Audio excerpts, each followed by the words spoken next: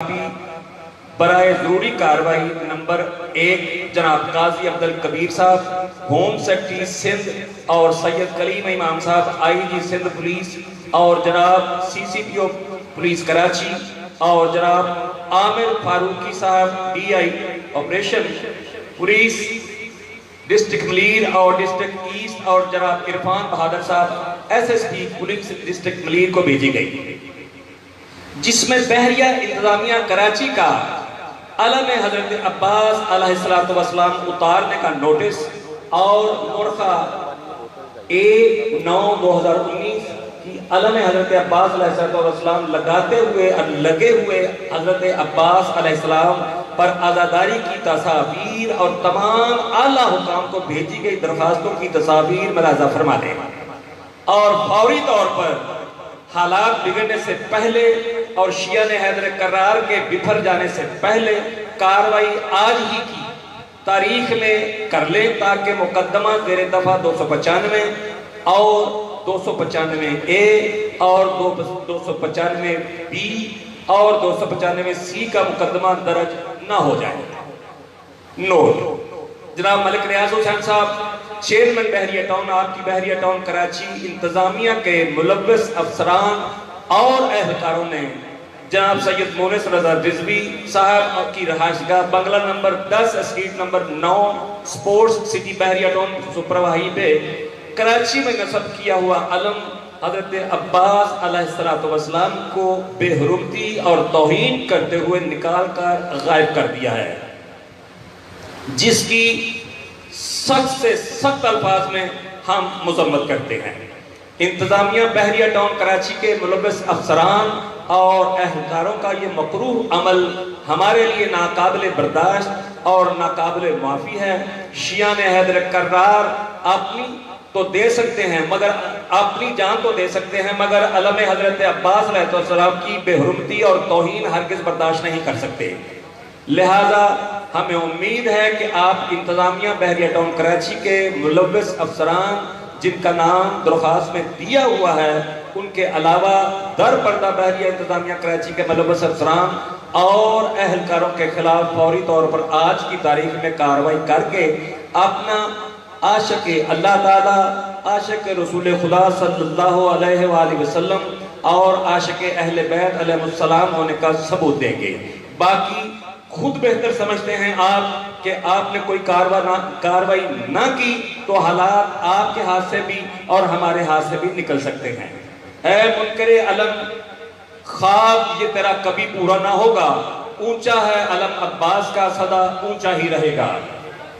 عزاداری حضرت امام حسین علیہ السلام ہماری شہرگ حیات ہے اور علم حضرت عباس علیہ السلام کی بے حرمتی، بے عزتی اور توہین کسی بھی صورت میں شیعہ حیدر کرار برداشت نہیں کر پائیں گے۔ لبیک یا حسین! لبیک یا حسین! لبیک یا حسین! لبیک یا بلند آواز سے لبیک یا عباس! لبیک یا عباس! لبیک یا عباس! لبیک یا حیدری! یہ گزارش خاک پائے اہل بیت خدائی خدمتگار الحاج سوار سید محمود اختر نقوی بانی و متولی مرکزی امام بارگاہ جاگیر حضرت علی اکبر علیہ السلام بحریہ ٹاؤن لاہور کی جانب سے تھی، اور ذکر شبیر کو فتووں میں دبانے والے، ذکر شبیر کو فتووں میں دبانے والے کتنے نادان ہیں سورج کو چھپانے والے، اور ان سے ٹکراؤ نہ ہرگز یہ جلا ڈالیں گے، ہیں تو یہ آنسو مگر آگ لگانے والے۔ اور شجر سب حرف زن ہوتے ہیں غنچے بول اٹھتے ہیں، شجر سب حرف زن ہوتے ہیں غنچے بول اٹھتے ہیں، علی کا ذکر کیجئے تو شگوفے بول اٹھتے ہیں، زمین لب کھولتی ہے سنگریزے بول اٹھتے ہیں، علی آواز دیتے ہیں تو مردے بول اٹھتے ہیں۔ اور علی کے عشق میں یارو تقیہ غیر ممکن ہے، زبانیں چپ بھی رہ جائیں تو چہرے بول اٹھتے ہیں۔ اور جس شعر کے لیے میں نے آپ کو زحمت دی کہ ادا خانوں میں یا عباس کہتا ہے اگر کوئی، علم لبیک کہتے ہیں پھریرے بول اٹھتے ہیں، علم لبیک کہتے ہیں پھریرے بول اٹھتے ہیں۔ مل جل کے بآواز بلند صلوات پڑھ لیں گے۔ صلی اللہ محمد بھائی کو اشارہ کر دیجیے. ہاں جی اللہ اکبر اللہ اکبر یا رسول اللہ یا رسول اللہ یا علی یا علی زندہ باد زندہ باد مردہ باد مردہ باد اللہم حضرت مصطفیٰ کی نیابت کو ناز ہے حضرت مصطفیٰ کی نیابت کو ناز ہے سبکین فاطمہ پہ طہارت کو ناز ہے عباس کو اگر سے امامت نہیں کی لیکن یہ وہ ہے جن پہ امامت کو ناز ہے علی اکبر شکل محمدی علی اکبر شکل محمدی جان سارا چاہے قاسم شکل حسن دیے جان عرب وطن پہ عباس کو علی کی شکل نہ کہو جان خاص خدا پہ سن کر ساری یاد پہ عباس کی ساجاد آپ پہ بر محمد علیہ محمد صلی اللہ علیہ وسلم صلی اللہ محمد قبلہ بسم اللہ الرحمن الرحیم. تمام تعریفیں اللہ کے لیے. درود اور سلام محمد آل محمد کے لیے صلوات کریں. اللہم صلی اللہ محمد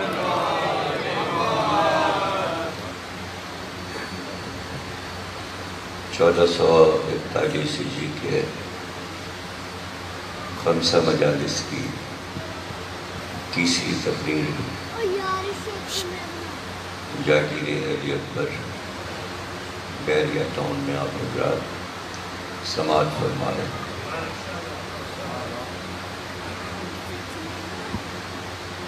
پرسوں میں ذکر کر رہا تھا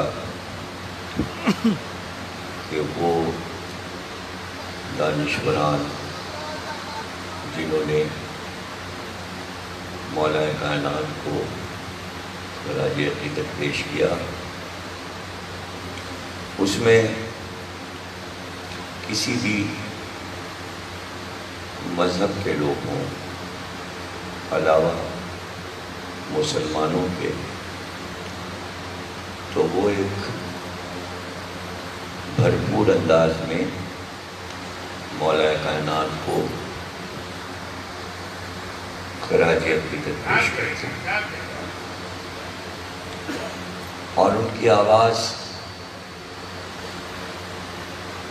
ایسی مضبوط ہوتی ہے کہ تمام مسلمانوں کو بھی ان کے غور و فکر پر سوچنا چاہیے اور فکر کرنا چاہیے.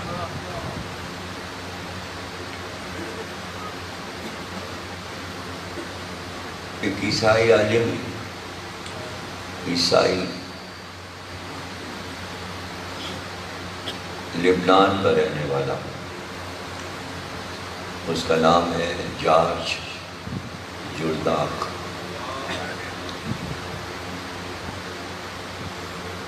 اس نے کتاب لکھی عربی میں، جس کا ترجمہ جناب محمود اختر نقوی صاحب کے دادا نے اردو میں کیا، اور وہ کتاب انڈیا سے بھی چھپی اور یہاں لاہور سے بھی چھپی، اور وہ ضخیم کتاب ہے. اور جو سوانح حیات محمود اختر صاحب کے دادا نے لکھی، ان جلدوں میں وہ بھی ایک شامل ہے. 13-14 جلدوں میں ایک جلد وہ کتاب بھی شامل ہے، ایک جلد پوری وہ کتاب ہے. جارج جرداق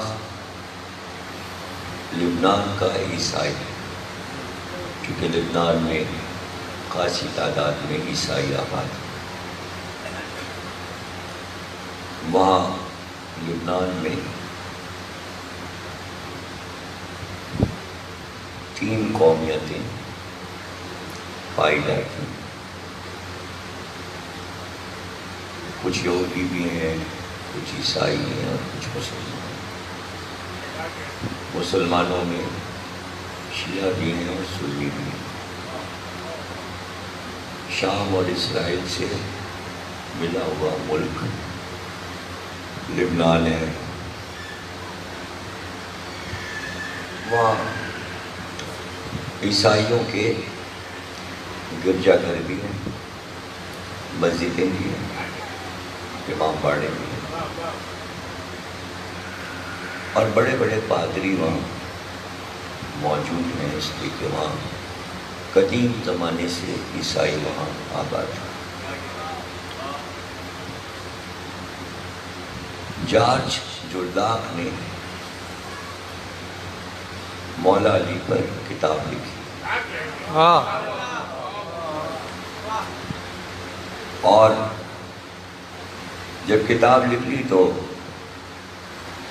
پبلشروں کے پاس گیا کہ ہماری کتاب چھاپ دو، تو انہوں نے جب کتاب دیکھی تو انہوں نے کہا یہ کتاب تو ہم نہیں چھاپیں گے، ظاہر ہے کہ وہ پبلشر عیسائی تھے، اور انہیں منع کر دیا۔ انہوں نے کہا کہ یہ تو تم نے مسلمانوں کے کسی رہبر پر کتاب لکھی ہے، تو انٹرنیشنل اس کی کیا حیثیت ہوگی اس کتاب کی، بکے گی نہیں، اور کیوں خریدیں گے عیسائی اور کیوں پڑھیں گے؟ تو جو بھی پیسہ لگائے گا وہ نقصان لے جائے گا، اس لیے ہم یہ کتاب نہیں چھاپتے۔ باری باری ان تمام جتنے بھی پبلشر تھے سب کے پاس گئے کہ کوئی چھاپتے، لیکن کوئی تیار نہیں ہوا۔ تو وہ جس چرچ میں جاتے تھے وہیں جا کے وہ چرچ کے لان میں ایک بینچ پر بیٹھ گیا، اداس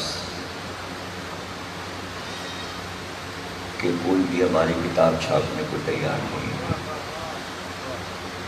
کچھ دیر کے بعد اس چرچ کا پادری باہر آیا، اس نے دیکھا کہ جارج جرداق بہت اداس سے بیٹھے، تو پادری ان کے پاس آیا اور بیٹھ گیا اور کہا کہ جارج تم اتنے اداس کیوں بیٹھے ہو، چہرے پہ اتنی اداسی کیوں ہے؟ کہا میں نے ایک کتاب لکھی تھی اور اس کو چھپوانا چاہتا تھا، لیکن کوئی تیاری نہیں ہو رہا چھاپنے کے لیے، تو بہت ہی میں نے بھاگ دوڑ کی، لیکن کوئی چھاپ نہیں رہا کتاب۔ تو پادری نے پوچھا کہ کیا لکھا ہے تم نے، کتاب کا موضوع کیا ہے؟ تو جارج جرداق نے کہا میں نے علی پر کتاب لکھی۔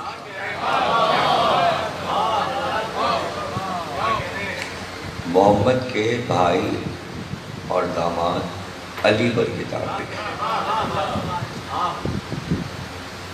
تو پادری نے کہا کہ کیوں لکھی تم نے ان پر کتاب؟ جب تمہیں معلوم تھا کہ کوئی نہیں چھاپے گا تو پھر تم نے کیوں لکھی؟ کیا وجہ ہو؟ کہا میں نے جب پڑھا، مطالعہ کیا تو مجھے پتہ چلا کہ علی کے عیسائیوں پر بڑے احسانات ہیں، تو میں نے وہ احسان اتارنے کے لیے ان پر کتاب لکھ دی۔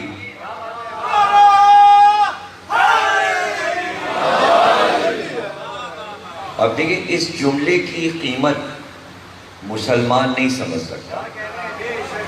اگر دو مسلمان بات کر رہے ہوں اور ایک مسلمان یہ کہے کہ فلاں کا احسان ہے تو ہم نے وہ احسان اتارا ہے، مسلمان اس لفظ کو سمجھے گا نہیں، عیسائی اس کو سمجھا۔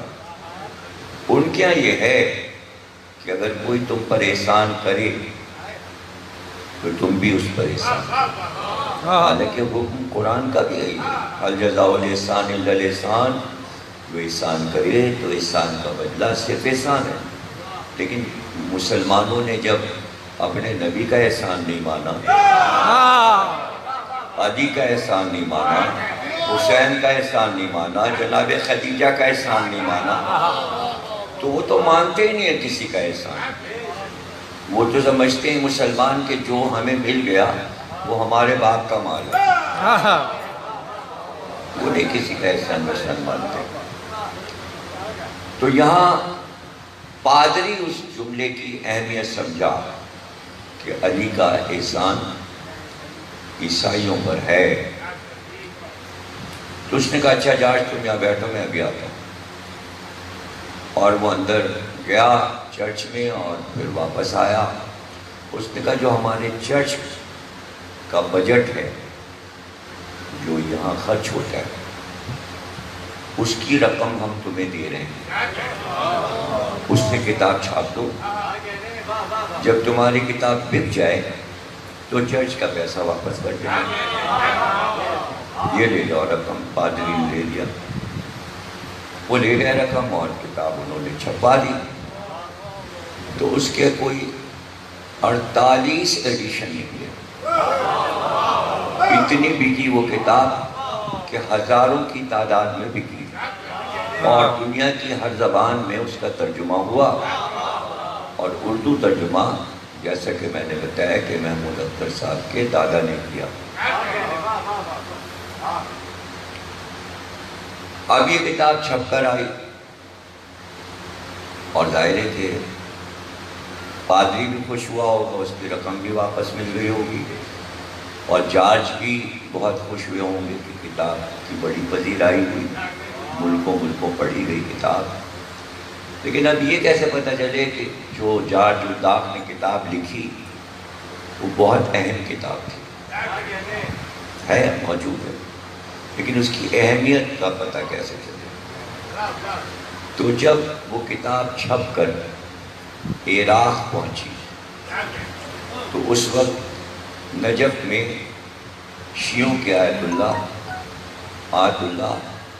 محسن الحکیم آل اللہ مقامہ تھے، یعنی آیت اللہ خوئی اور آیت اللہ خمینی صاحب سے پہلے، آیت اللہ خوئی اور آیت اللہ خمینی صاحب کے استاد آیت اللہ محسن الحکیم، وہ آیت اللہ تھے۔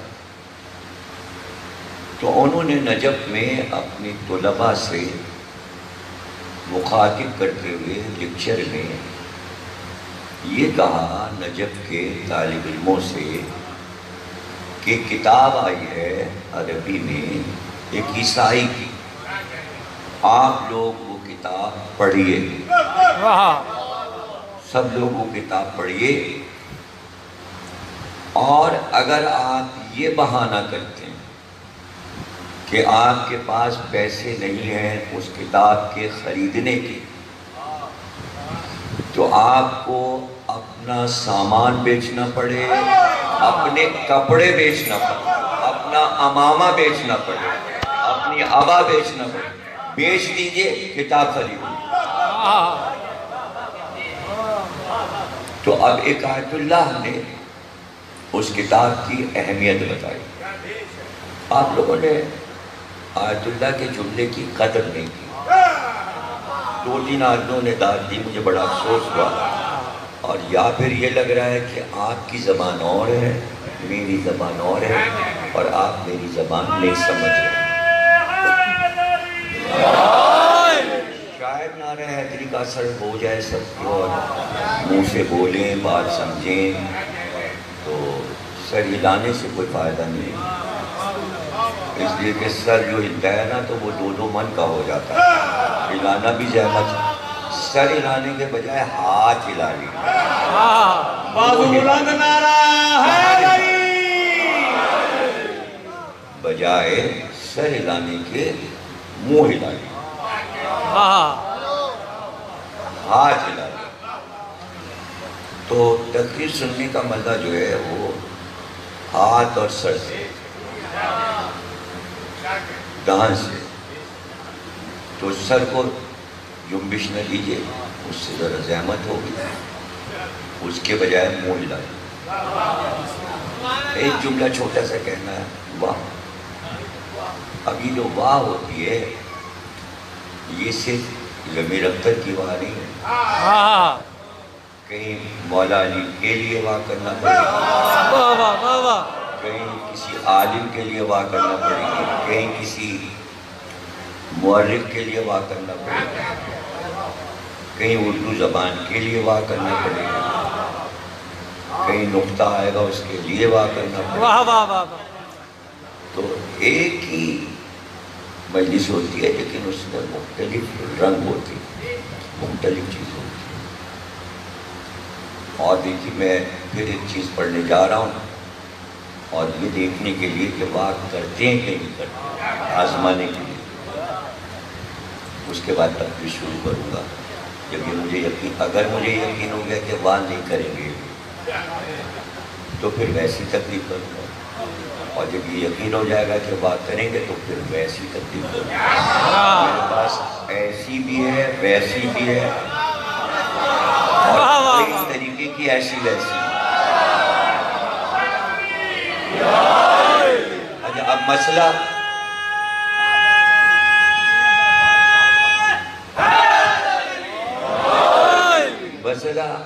ذاکر اور مجمع کا نہیں ہوتا، مسئلہ ہوتا ہے بانی کا۔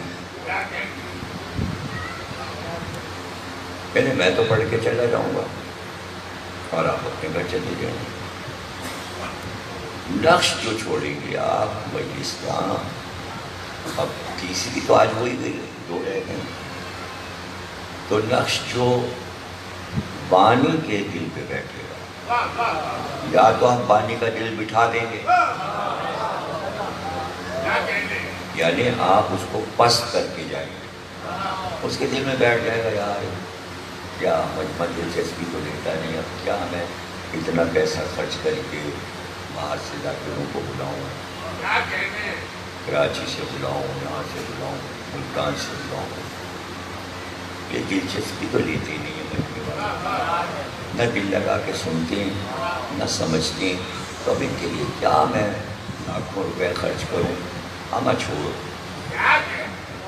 میں عمارت بنواتا ہوں اسی میں پیسے لگائے دیتا ہوں، کیا کرنا ہے۔ اس کے معنی آپ نے نقصان پہنچایا، آئے تو مجلس میں لیکن مجلس کو نقصان پہنچا گئے۔ ایک تو ذاکروں کا راستہ بند کر گئے، جو بیچارے آ رہے تھے تو ان کو کچھ 2-4 روپے اگر مل بھی رہے تھے وہ بھی آپ نے ختم کرا، دوسروں کی روزی ختم کروائی، اور بانی مجلس کو بددل کر دیا، اس کا جو عزم و ارادہ تھا، جو وہ شورا تھا فرشیدہ بچھا کر وہ ختم کیا آپ نے، اور اپنے آپ کو مجلس سے کوڑے لے گئے، دامن میں کچھ نہ لے کے گئے، یوں ہی آئے تھے وہیں چلے گئے۔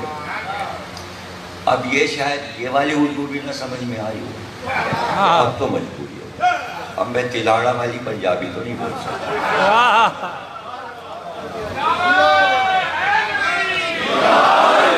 نہ وسیم بلوچ کی سرائکی بول سکتا ہوں، اور نہ شوکت کی طرح میں ہاتھ پیٹ پیٹ کے چلا سکتا ہوں، اور وہ ایسے درے لگاتا ہے شوکت کہ وہ چوتھے مصرع چاہے بیکاری ہو اس کا چوتھا مصرع مگر یوں یوں کر کے وہ دانت لے لیتا ہے۔ اچھا اس کی عادت پڑ گئی ہے، کوڑے ماریے تو پھر بابا کریں گے۔ یہاں کے تمام ذاکری کے جو پریشانیاں ہیں وہ سب مجھے 50 برس سے معلوم، یہاں پریشانی کیا ہے، لاہور کی پریشانی ہے، مسئلہ ہے۔ تو یہ تو میں نہیں یقین کر سکتا کہ اردو سمجھ میں نہیں آ رہی، یہ تو میں یقین نہیں، اس لیے اخبار بھی آپ اردو کے پڑھ رہے ہیں، خبریں بھی اردو کی سن رہے ہیں، اردو بولتے بھی ہیں۔ ہاں بس ایک بات ہے جو مجھے معلوم ہے، ہر مجمع کی پرابلم ہوتی ہے، چاہے لاہور کا ہو یا کہیں کا، وہ پرابلم یہ ہے کہ مجلس میں آنے کے بعد ہر اس آدمی کا پول کھل جاتا ہے کہ وہ اندر سے کنجوس ہے یا سخی ہے؟ واہ واہ واہ واہ اب اگر اس کی عادت ہے کنجوسی کرنا، اگر وہ کنجوس رہا ہے، سب سے پہلے تو وہ اپنی بیوی کے لیے کنجوس ہوگا، بیوی کے لیے کنجوس ہوگا تو یہ بات کھل جائے گی کہ یہ بیوی کو نہ خرچہ دیتا ہے مہینہ کا، نہ کپڑے بنواتا ہے۔ بہرحال مجھے تو پتہ چل ہی جائے گا کہ یہ اپنی بیوی پہ ظلم کرتا ہے۔ اچھا جس کی بیوی نہیں ہے تو اس کا پتہ چل جائے گا کہ وہ اپنی اماں ابا پہ کنجوسی کرتا ہے، اماں ابا کو خرچہ نہیں دیتا مہینہ۔ بچے والوں کو پتہ چل جائے گا کہ بچے کو بھی ظلم کرتا ہوگا، اور عام دوست احباب کے ساتھ بھی جو آتے ہوں گے نہ یہ چائے کو پوچھتا ہوگا، آنا تو بہت دور کی بات ہے۔ تو یہ ایک ایک پاکستانی نوٹ دانت سے دبا کے رکھتا ہوگا، اور اگر سخی ہوگا تو ہمیں پتہ چل جائے گا سخی ہے، لیکن ابھی پتہ چلے گا۔ آپ لوگ مڑ کے دیکھیے گا کتنے یہاں کنجوس بیٹھے ہیں اور کتنے سخی۔ آسان نسخہ بتا رہا ہوں اگر آپ کو پہچاننا ہے، اگر سارے سخی بیٹھے ہوں تو سب ایک دوسرے سے مجلس کے بعد 100 روپے مانگیں۔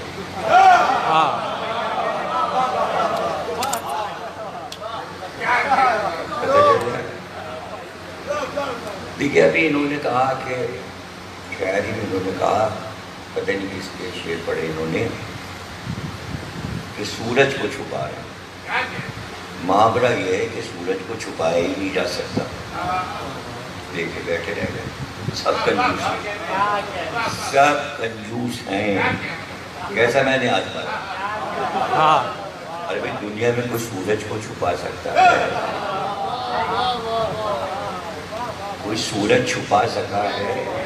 محاورتن بھی نہیں چھپا سکتا۔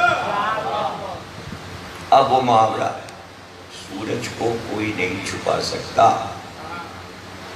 عرب کا ایک بہت نامور مورخ ہے، ادیب ہے، شاعر اور عباسی دور کا ہے، اس نے یہ محاورہ استعمال کیا۔ اب دوبارہ آزمانے جا رہا ہوں آپ، پہلا جملہ تو ضائع کر دیا آپ نے، سمجھے ہی نہیں آپ۔ یہ جو ہے کہ سوچتے نہیں آپ اور نہیں کرتے،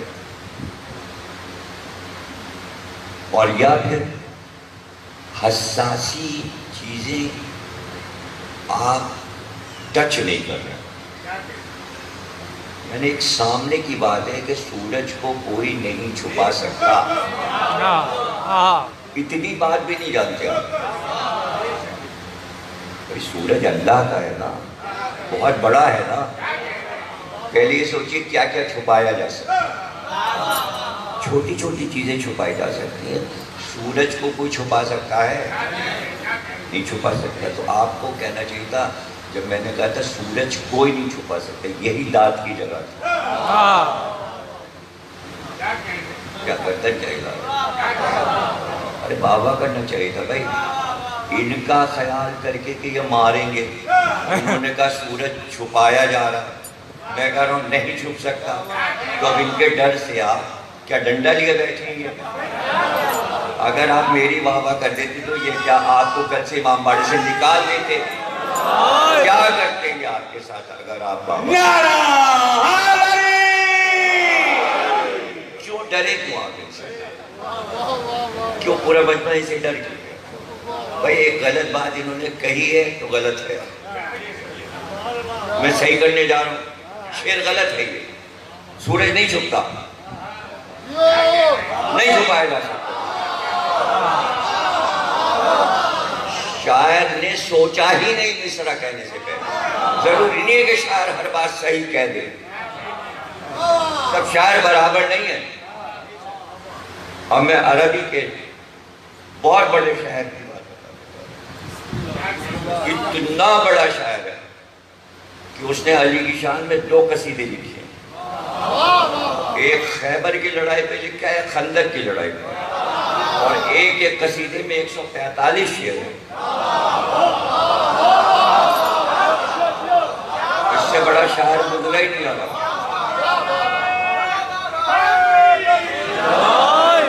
اب شاعر کا نام سنیے، شاعر کا نام ہے عبدالحمید ابن ابی الحدید معتزلی۔ اب ایک جملے کو دینے کے لیے کیا کیا بتا رہا ہوں، علم میں آپ کے اضافہ ہوتا چلے۔ جملہ ایک سنانا ہے، لیکن دیکھیے کیا کیا میں آپ کو بتانے جا رہا ہوں۔ پہلے عرب میں شیعہ سنی فرقہ نہیں ہوتا تھا۔ عباسی دور میں شیعہ سنی نہیں ہوتے، بلکہ دو فرقے ہوتے، ایک اشاعرہ اور ایک معتزلہ۔ معتزلی کہلاتا تھا یا اشعری کہلاتا تھا، یہ دو فرقے ہوتے۔ شیعہ چونکہ فرقہ نہیں ہے، اس لیے اس میں نہیں جوڑا جائے گا۔ شیعہ جو ہے وہ فرقہ نہیں ہے۔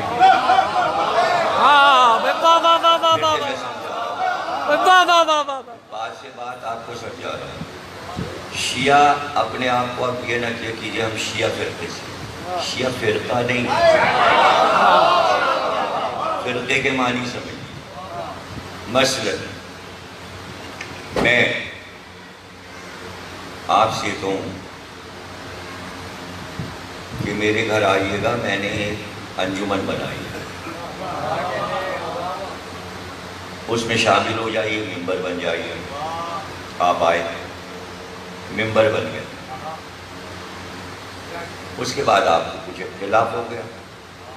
12 آدمی آئے تھے، 14 15 16 17 20 آدمی آئے تھے، لڑائی ہوتے ہوتے سب چلے گئے، میں اکیلا رہ گیا۔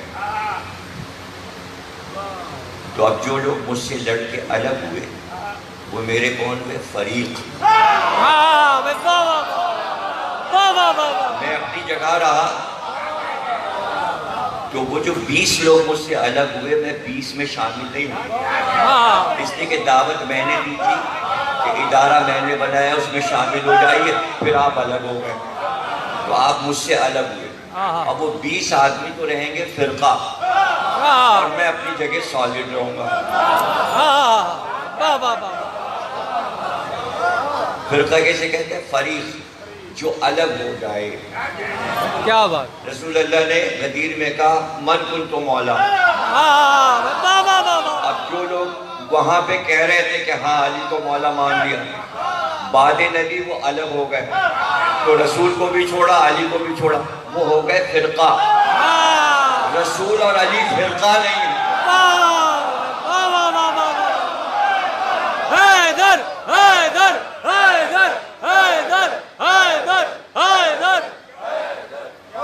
رسول اور علی کیا ہیں؟ جو الگ ہوئے رسول اللہ اور علی اور اللہ سے۔ حکم اللہ بیان رسول نے کیا، بیان کس کے لیے کیا؟ علی کے لیے۔ تو تین ہی ہیں نا، اللہ ولی، رسول ولی، علی ولی۔ ایک ولی نے کہلوایا، دوسرے ولی نے اعلان کیا، ایک ولی کے لیے۔ اسی کو کہتے ہیں ولایت۔ تو ولایت ایک انجمن تھی، ایک ادارہ تھا، اس میں سب کو بلایا گیا، سب نے کہا آ گئے آ گئے آ گئے آ گئے۔ جب ایک ولی چلا گیا یعنی رسول، تو سب علی کو چھوڑ گئے۔ اب جب چھوڑا تو سب بن گئے فرقہ، 1 2 3 4۔ رسول اللہ نے کہا 72 بنیں گے، یعنی 72 کیوں بنیں گے؟ اس لیے بنیں گے کہ علی دشمنی میں پارا پارا ہو جائے۔ جس نے علی کو چھوڑا اتحاد رہ ہی نہیں سکتا۔ جتنی علی دشمنی بڑھے گی اتنا مسلمان متفرق ہوتے جائیں گے۔ بے شک بے شک۔ متفرق کا لفظ بھی اسی فرقے سے ہے، افتراق، آپس میں بات کا نہ بننا۔ تو اب علی اپنی جگہ رہے، اب جو علی کو مان کے پھر ادھر علی کے پاس آ جائے وہ علی کا شیعہ ہو گیا، وہ فرقہ نہیں ہے۔ اس لیے اس نے علی کو میں ولایت کے قبول کر لیا. جو الگ رہے گا اور اپنی بات کرے گا، میں یہ کہتا ہوں، میں یہ کہتا ہوں، میں یہ کہتا ہوں، وہ علی کا دشمن رہے گا. اس لیے کہ میں کہہ رہا ہے، علی جو کہہ رہے ہیں وہ نہیں مان رہا. تو اب دو نظریے عباسی دور میں تھے، ایک معتزلہ، ایک اشاعرہ. اس میں معتزلہ جو تھے وہ کسی حد تک مولا علی سے عشق کرتے تھے. تو عباسی دور میں عباسی خلیفہ نے بہت بڑا کتب خانہ بنوایا اور اس میں تمام دنیا کی کتابیں جمع کی. اس زمانے میں فہرستانی قلمی کتابیں جمع کی. جب بن گیا وہ کتب خانہ، لائبریری بن گئی، تو خلیفہ نے کہا ایسا عالم چاہیے جو اس کی دیکھ ریکھ کرے، جو کتابوں کو جانتا ہو، جو علم کو سمجھتا ہو. ڈھونڈ کے بہت تلاش کر کے ابن ابی الحدید معتزلی مل گیا جو بہت بڑا عالم تھا، اور اس سے کہا تم محتمم یعنی منتظم ہو، اس کے ڈائریکٹر ہو اس کو کتب کے، اور اس کو دیکھو اور اس کو سمجھو. اس نے اسے دیکھنا شروع کیا تو اس نے یہ دیکھا کہ ایسی کوئی ہستی ملے جس کا ذکر ہر کتاب میں ہو، اس پہ میں کتاب لکھوں.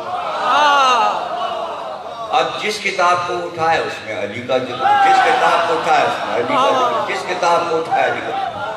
اب سوچنے لگا کہ علی کے بارے میں تو اتنا کچھ لکھا ہے تو میں کہاں پہ لکھوں. تو اس نے طے کیا کہ جتنے علی کے خطبے، اقوال، تقریریں ہیں، سب کو میں جمع کر کے اس کی تشریح لکھوں. تو اس نے پھر نہج البلاغہ 23 جلدوں میں، یہاں سے وہاں تک عربی کی بڑے سائز کی، اس نے مولا کے ایک ایک لفظ کی تشریح کی اور اپنی عمر گزار دی مولا کو سمجھنے میں. مولا نے یہ کیا کہا، مولا نے یہ کیا کہا، مولا نے یہ کیا کہا. اور جگہ جگہ ایسی ایسی باتیں اس نے لکھی، روایتیں ڈھونڈ ڈھونڈ کر کے اگر میں آپ کو سنانا شروع کروں تو ایک اشرا ہو جائے، کسی موضوع پہ اشرا ہو جائے. اسی تشریح میں بیچ بیچ میں وہ باتیں لکھتا ہے، اور وہ ایسی ایسی باتیں لکھتا ہے کہ وہ اپنے استاد سے، اپنے استاد کی بات لکھ رہا ہے کہ میں نے اپنے استاد سے پوچھا، میں نے اپنے استاد سے پوچھا کہ فدق جناب سیدہ کا حق تھا. استاد مسکرایا. اب وہ اپنے استاد کی بات لکھ رہا ہے جو شیعہ نہیں ہے، تو استاد شیعہ نہیں ہے. اس نے اپنے استاد سے پوچھا، اسی نہج البلاغہ جو وہ لکھ رہا ہے تشریح، اسی میں یہ باتیں لکھ رہا ہے. 2-3 باتیں سنائے دے رہا ہوں خاص خاص کہ بڑے مزے کی باتیں اس نے لکھی. تو اس نے کہا کہ میں نے اپنے استاد سے پوچھا کہ فدق جناب سیدہ کا حق تھا، تو کہہ رہا استاد مسکرایا اور مسکرا کے کہا ہاں تھا. تو میں نے اپنے استاد سے کہا دے کیوں نہ دیا، دے کیوں نہ دیا، کہ کیسے دے دیتے. اگر فدق دے دیتے تو سیدہ پہ دوسرے وقت کھڑی ہوتی، کہتی کہ جیسے فدق دیا ہے اب میرے شوہر کی خلافت بھی دے دو. دینا پڑتا. نعرہ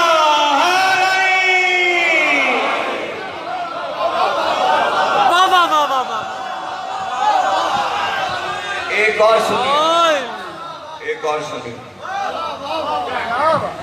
ایک اور سنیے.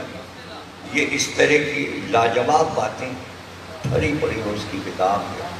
جو چیز سنانا چاہ رہا ہوں اور جس پہ صحیح معنوں میں واہ واہ کروانے کے لیے میں نے یہ شروع کیا ہے، یہ تو بیچ بیچ کی واہ واہ، یہ میں نے مانگی تھوڑی تھی، آپ خود کر رہے ہیں، یہ مجبور ہو گیا. اب مولا علی کے ذکر میں بھی واہ واہ نہ کریں گے تو کب کریں گے بھائی. مولا علی کا ذکر ہو رہا. کہتا ہے کہ کسی نے پوچھا کہ فدق بعد رسول لے لیا گیا تھا، جب علی چوتھے خلیفہ بنے تو واپس کیوں نہ لے لیا. اختیار تھا بادشاہ لے لیتے. تو کہتا ہے امام سے پوچھا گیا کہ کہ جب علی خود خلیفہ ہوئے تو فدق واپس لے لیتے. تو امام نے جواب دیا کہ کیسے لے لیتے؟ اگر فدق واپس لے لیتے تو جناب سیدہ کی مظلومیت ختم ہو جاتی. علی چاہتے تھے کہ جناب سیدہ قیامت تک مظلوم رہیں. پوچھنے والے نے کہا یہ کیوں علی نے چاہا کہ قیامت تک سیدہ مظلوم رہیں؟ کہا اس لیے تاکہ ظالموں کا ظلم ظاہر ہو اور لوگوں کا مزہ نہ خراب ہو. سیدہ پہ ظلم کرنے والوں کو برا کہتا رہے. انہیں ظلم کرنا.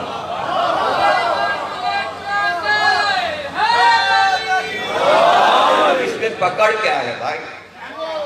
لاہور میں یہ بہت زیادہ ہے. کورٹ کچہری جملہ پکڑ لیا. تو کیا مطلب؟ کیا پکڑ لیا؟ خاک پکڑ لیا. بھائی پوری دنیا میں قانون ہے. لاہور کے نہ وکلا کو معلوم، نہ جج کو معلوم، نہ عدالت کو معلوم، نہ حکومت. یہ انٹرنیشنل لا ہے کہ تقریر پکڑی نہیں جا سکتی. اس لیے کہ آپ نے کیا سنا اور اس نے کیا کہا. اور اگر آپ کہتے کہ صاحب کیسٹ اور ویڈیو اور فلانا یہ، تو کسی عدالت نے کیسٹ کو مانا ہی نہیں. اگر کیسٹ کو انٹرنیشنل لا میں مان لیتے تو کروڑوں لوگ پکڑے جا چکے ہوتے. پاکستانی عدالت نے بھی کہا کیسٹ نہیں چلے گا، عدالت میں نہیں مانا جائے. ایک کیس چل رہا ہے، ایک ویڈیو چل رہا ہے، لیکن وہ مانا نہیں جا رہا. خود جج بھی نہیں ثابت کرتا. اگر ایسا ہوتا تو دیکھیے جگہ جگہ کیمرے بنے ہوئے، یہ لیجیے چور پکڑا گیا، یہ لیجیے دہشت گرد پکڑا گیا. وہ ویڈیو نکال تو لی جاتی ہے، کورٹ سے 20 سے غائب ہو جاتا ہے، بندہ نہیں پکڑا جاتا. اس لیے کہ یہ انٹرنیشنل لا میں نہیں آتا. لیکن جو میں بول رہا ہوں یہ انٹرنیشنل لا میں نہیں ہے کہ آپ کو جملہ پکڑ لیں. اس لیے کہ اردو میں تقریر ہو رہی ہے اور ایک ہی لفظ اگر بولا جائے اس کے 50 معنی ہوئے. آپ نے کس معنی میں سمجھا؟ اسی معنی میں قرآن جو ہے اس کے اوپر کوئی الزام نہیں لگا سکتا، اس لیے کہ زبان کا مسئلہ ہے. اس لیے کوئی چیز پکڑ میں نہیں آتی. اب وہ کون ذاکروں کے خلاف درخواستیں دے رہے ہیں اور وہ سب احمق ہیں. درخواستیں دے رہے ہیں وہ احمق، جو وکلا کیس لڑ رہے ہیں وہ احمق. یہ 1400 سال سے ہو رہا. اگر ایسا ہوتا تو قاضیوں نے بڑے مقدمے کیے ہو جناب. اور آل محمد کی تعریف میں جب تقریر ہو رہی ہو اس میں کوئی جملہ پکڑا ہی نہیں جا سکتا. کچھ نہیں ہوتا.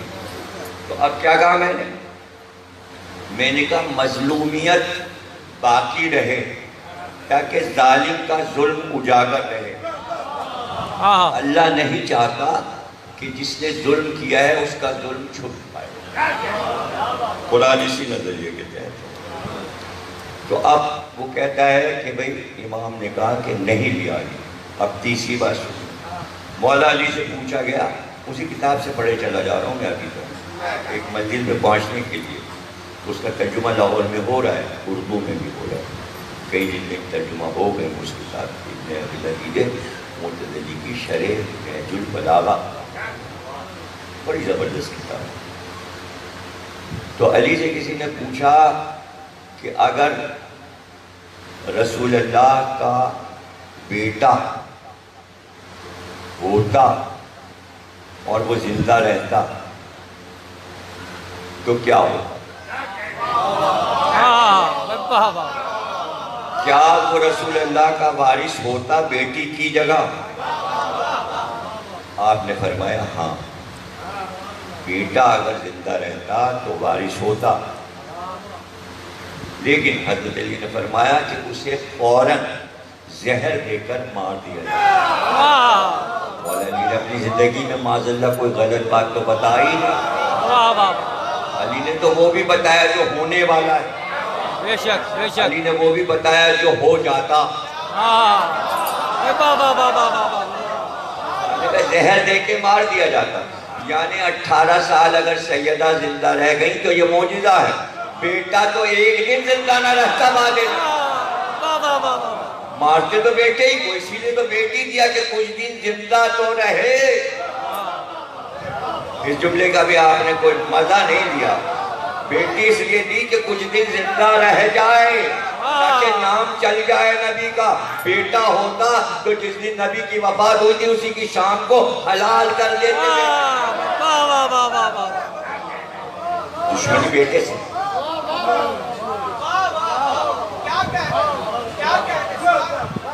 تو یہ ابن ابی العدید معتزلی نے لکھا. اب جو بات میں کہنا چاہ رہا تھا جس کے لیے یہاں تک چل کر میں آ گیا کہ اس نے جب کتاب لکھ لی اس نے طے کیا کہ اس کا پیش لفظ لکھنا ہے کتاب کا. اس نے کہا اگر میں بہت طویل پیش لفظ لکھوں گا تو لوگ الجھیں گے, مقدمے اور پیش لفظ میں ہی الجھ جائیں گے, پڑھتے پڑھتے پھر اصل کتاب کیا پڑھے. تو اس نے کہا کہ میں نے یہ فیصلہ کیا کہ میں 2.5-3 صفحوں سے زیادہ پیش لفظ نہیں لکھوں گا تاکہ اس کو جلدی سے پڑھ کے اپنی کتاب شروع کریں. تو اس نے مختصر سا پیش لفظ لکھا, اور وہ جو مختصر سا پیش لفظ ہے وہ چھپ رہا ہے برسا برس. اب کتاب کے بارے میں لوگوں کو اتنا نہیں معلوم, لیکن پیش لفظ کی باتیں مشہور ہو چکی. اس نے ایک بات تو یہ لکھی کہ دنیا میں اسلام کے جتنے علوم رائج ہیں سب علی سے نکلے.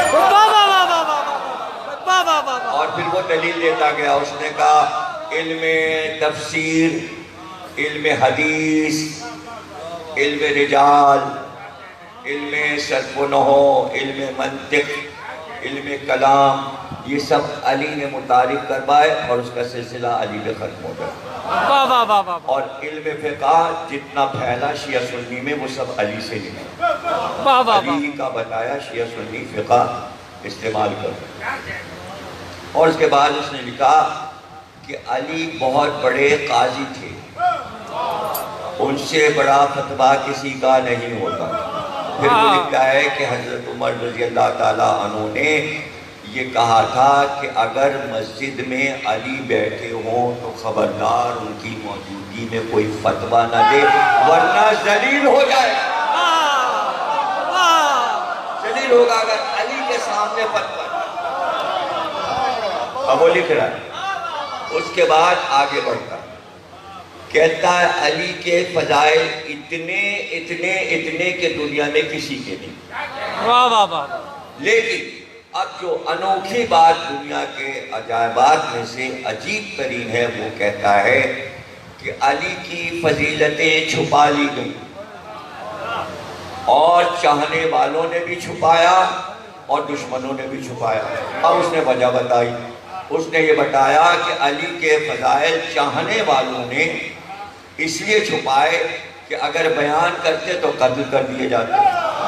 قتل کے خوف سے کوئی علی کے فضائل پڑھتا ہی نہیں تھا کہ مارے جائیں گے, اور دشمن دشمنی میں چھپاتا تھا کہ علی کے فضائل بیان نہ کیے جائیں ورنہ علی مشہور ہو جائیں گے. تو وہ کہتا ہے جس آدمی کی یہ حالت ہو کہ دوست بھی اس کی بات نہ کرے اور دشمن بھی اس کی بات نہ کرے, پھر آج زمانے میں علی علی کیسے ہو گیا؟ پھر زمانے میں علی علی کیسے ہو گیا؟ دوستوں نے بھی ساتھ نہیں دیا, دشمنوں نے بھی ساتھ نہیں دیا, پھر علی علی کیسے ہو گیا؟ تو وہ کہتے ہیں بھائی جب سورج نکلتا ہے تو سورج کو ہتھیلی سے چھپایا, علی وہ سورج تھے تو ہاتھ سے چھپایا.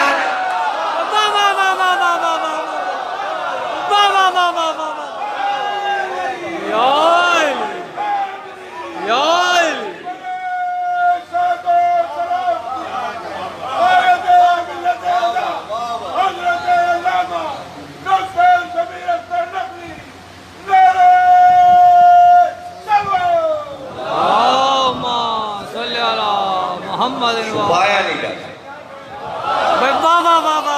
اب دیکھیں یہاں پر اللہ نے مثال ضرور دی آیت میں, وَالشَّمْسِ وَالضُّحَاهَا وَالْقَمَرِ إِذَا تَلَاهَا.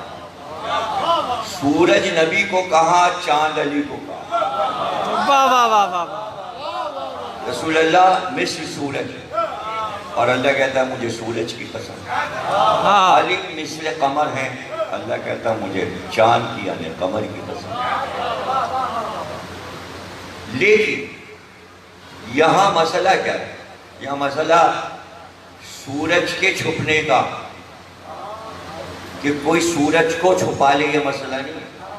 یہ مسئلہ یہ ہے کہ خود سورج ان سے چھپتا ہے۔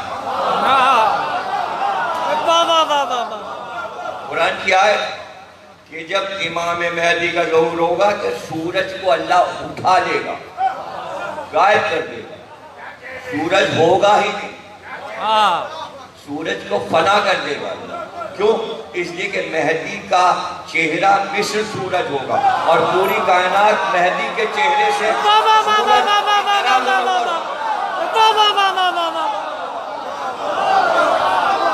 بھائی دو ہی سورج رہ سکتے ہیں، یا وہ رہ لے یا امام مہدی رہ۔ برائے خوشنودی قائم آل محمد بلند در صلوات۔ محمد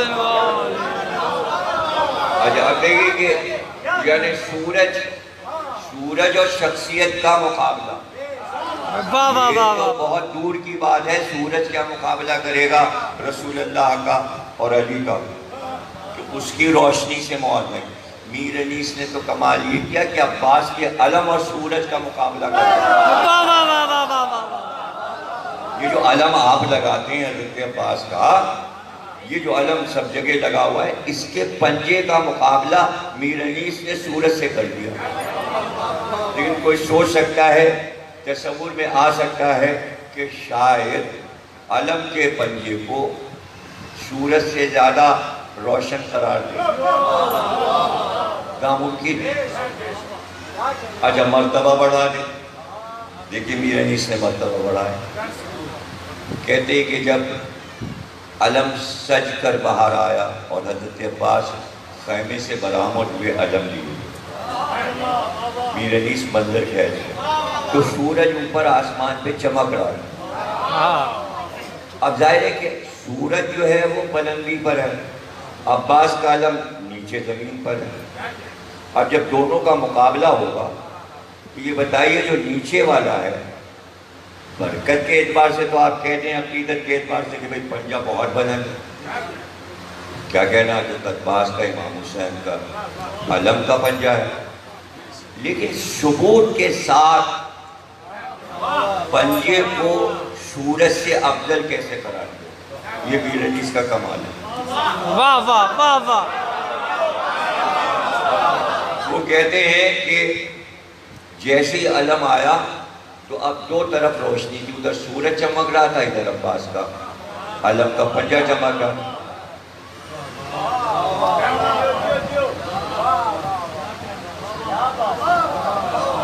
اب کہتے ہیں میر انیس کہتے ہیں پنجہ ادھر چمکتا تھا، پنجہ ادھر چمکتا تھا اور آفتاب ادھر، پنجہ ادھر چمکتا تھا اور آفتاب ادھر۔ وہ ہے بلند، یہ ہے نیچے، لیکن ایک سیکنڈ میں وہ نیچے ہو جائے گا، یہ اوپر ہو جائے گا۔ واہ واہ واہ واہ۔ اس میں لفظ ہے چمک، اس پہ غور کرنا ہے، یعنی یہ بھی روشنی دے رہا ہے، وہ بھی روشنی دے رہا ہے، غور اس پہ کرنا ہے، تب بات سمجھ میں آئے گی۔ ابھی پنجہ ادھر چمکتا تھا اور آفتاب ادھر، اس کی زیادتی خاص پر دو اس کی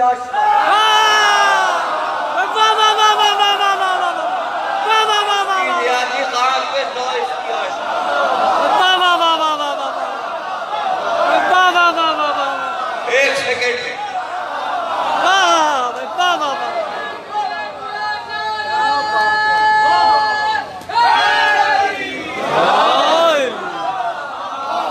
سلامت رہے مجال سورج کی کہ ان کے سامنے ادب سے نہ رہے، اور سورج کو یہ ناز ہے کہ جگہ جگہ اللہ نے اس کی مثالیں دی، لیکن سورج کی مثالیں اللہ نے اس لیے نہیں دی کہ سورج کی پوجا ہو۔ اگر توریت میں، انجیل میں، زبور میں، قرآن میں اللہ سورج کا ذکر کر رہا ہے تو اس کے معنی یہ نہیں ہے کہ سورج کو لوگ پوجنے لگے، نہ اس میں راز کچھ اور ہے. سورج کی عزت جو پڑھ رہی ہے وہ کسی وجہ سے پڑھ رہی ہے.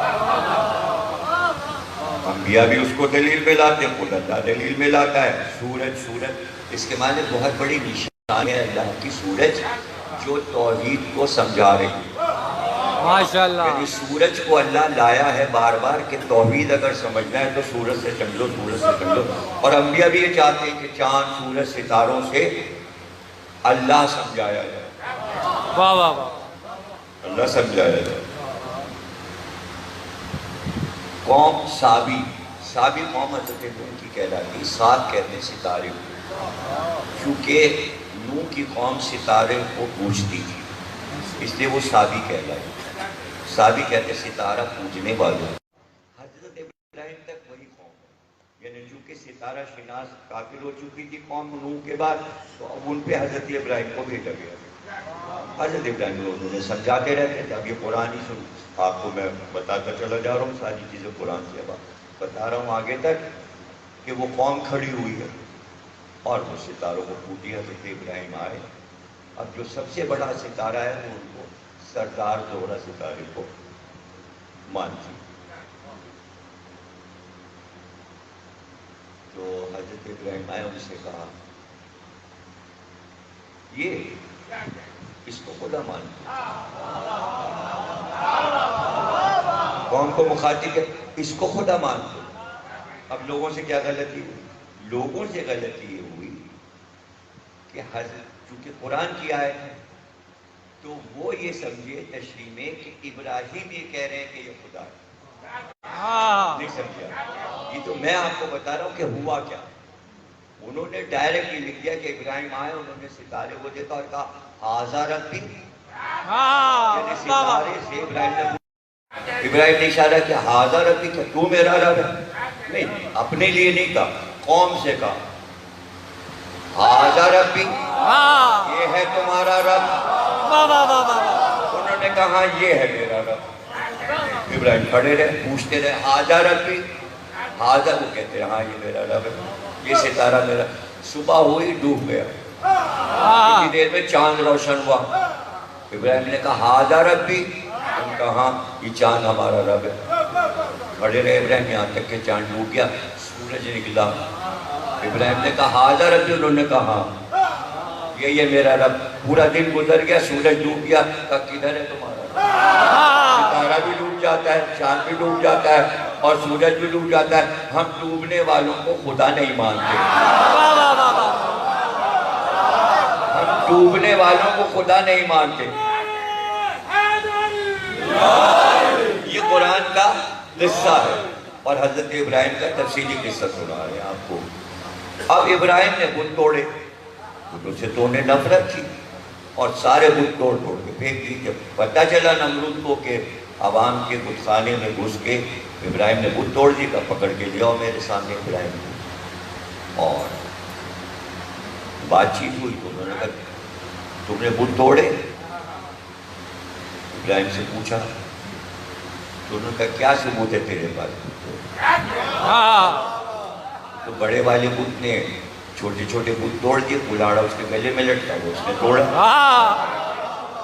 تو فرعون نمرود نے کہا کہ وہ بت تو ہلتا بھی نہیں اپنی جگہ سے. کہا جب نہیں ہلتا تو پھر اس کو خدا کیوں ماننا؟ جنبش ہی نہیں کر سکتا تو خدا کیوں ماننا؟ تو نمرود نے کہا کہ ابراہیم دیکھو تم مجھ سے یہ باتیں نہیں کرو کہ اللہ ایک ہے, خدا تو میں ہی. اب یہ قرآن کا پورا مناظرہ ہے. 14واں سورہ سورہ ابراہیم ہے, حضرت ابراہیم کے نام سے, اور الگ الگ متفرق سوروں میں بھی یہ واقعہ اللہ نے کوٹ کیا. تو ابراہیم نے کہا کہ اگر تو اللہ ہے تو ہمارا اللہ جو ہے وہ مارتا ہے اور جلاتا ہے. تو زندہ کر کے دکھا اور مار کر دکھا. موت و زندگی اللہ کے ہاتھ میں, رب کے ہاتھ میں. تو اس نے یہ کیا کہ جو دوست اس کا پاس میں بیٹھا تھا, ایک گھوسا اس کے جو ناک میں مارا تو وہ بیچارہ مر گیا. دیکھ میں نے موت دے دی, میں ہی موت دیتا ہوں. اور جس سے پھانسی ہونے والی تھی صبح کو, کہا اس کو چھوڑ دو, آزاد کر دو. کہا دیکھو جس کے لیے موت تھی اس کو میں نے موت سے بچا لیا, زندہ کر دیا, اور جو زندہ بیٹھا تھا اسے مار دیا. تو میں ہی مارتا ہوں, میں ہی جلاتا ہوں. ہاں تو دلیل تو اس نے قائم کر دی تھی، اس کو کوئی کاٹ سکتا نہیں تھا. تو ابراہیم نے یہ کہا کہ بھائی ہمارا رب ہے، یہاں اللہ لفظ نہیں ہے. ابراہیم نے کہا ہمارا رب مشرق سے سورج نکالتا ہے، تو مغرب سے نکال کر دکھا. ہمارا رب مشرق سے سورج نکالتا ہے، تو مغرب سے نکال کر دکھا. تو قرآن یہ کہتا ہے کہ نمرود بغلیں جھانکنے لگا، اس کے پاس جواب نہیں تھا. تو پھر اس نے کہا ابراہیم کو آگ میں پھینک. جب دلیل نہیں ہوتی کافر کے پاس تو پھر وہ کہتا ہے اس کو مار ڈالو. کہ علی والوں کے پاس علی کی دلیل ہے، تو علی کی دلیل کا جواب ہوتا نہیں، ان کا مار ڈالو مار ڈالو، اس لیے کہ جواب نہیں ہوتا. اب یہاں نمرود کے پاس تو جواب تھا. ہاں اب اللہ نے کہا کہ چونکہ میرے خلیل نے یہ کہہ دیا نمرود سے، بات ہو گئی کہ بھائی سورج نکال کر دکھا. کیا کہا ابراہیم نے کہ مشرق سے سورج میرا رب نکالتا ہے، تو مغرب سے نکال کے دکھا دے. یعنی رب ہی یہ کر سکتا ہے جو مشرق سے نکالتا ہے وہی مغرب سے نکال سکتا ہے. اب یہاں رسول اللہ پہ وحی آئی اور ایک دم آپ لیٹ گئے زمین پہ. جلدی سے مولا علی بڑھے، سر اٹھایا رسول اللہ کا، زانوں پہ رکھ لیا، اس لیے کہ وحی آ رہی تھی. ادھر وحی آ رہی تھی اور ادھر سورج ڈوب رہا تھا. جب سورج ڈوب گیا اور ادھر رسول اللہ اٹھے اور وحی آ چکی تو کہا علی نماز پڑھی. تو آپ نے کہا میں تو آپ کی اطاعت میں تھا. یعنی رسول کی اطاعت جو ہے وہی اللہ کی اطاعت ہے. ہو گئی اطاعت ہو گئی. لیکن رسول اللہ نے کہا یا علی آفتاب سے کہو کہ واپس آئے. اچھا کیوں واپس آئے؟ اس لیے واپس آئے کہ سب لوگ اس کو سمجھنے کی کوشش کیجئے گا، بہت نازک منزل ہے. سب لوگ وقت کا انتظار کرتے ہیں کہ نماز کا وقت آئے تو پڑھوں. اگر علی بھی آپ کے برابر ہیں تو وہ بھی انتظار کریں کہ وقت آئے تو پڑھوں. یعنی آپ وقت کا انتظار کرتے وقت آئے تو پڑھیں. تو پھر علی کے لیے کیا ہے؟ وہ تو آپ کے امام ہیں. وہاں یہ ہے کہ نماز انتظار کرتی ہے کہ علی مجھے پڑھے. ذرا سا فرق ہے. وہاں وقت انتظار کرتا ہے کہ علی مجھے ادا کرے. اس لیے کہ امام میں اور امت میں فرق ہوگا. کیا علی کی اور آپ کی نماز برابر ہو گئے؟ نام اس کا نماز ہے. بہت سے لوگ یہ کرتے ہیں کہ ساری نمازوں کو برابر کر دیں. سرکار کی نماز کے برابر کسی کی نماز ہے؟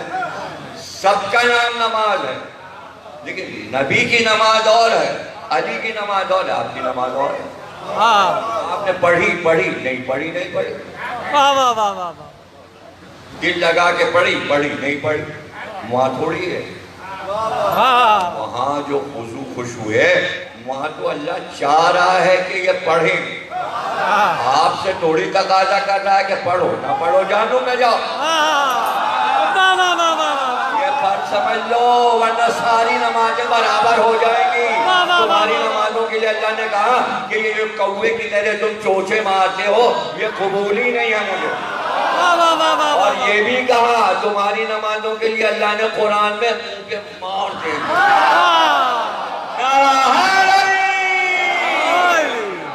تو اب یہ کہا ابراہیم نے کہ مغرب سے نکال کے دکھا. تو اس لیے نبی نے اب یہاں پہ نبی یہ کیوں نہیں کہہ رہا جی ٹھہرو میں سورج سے کہتا ہوں واپس آئے.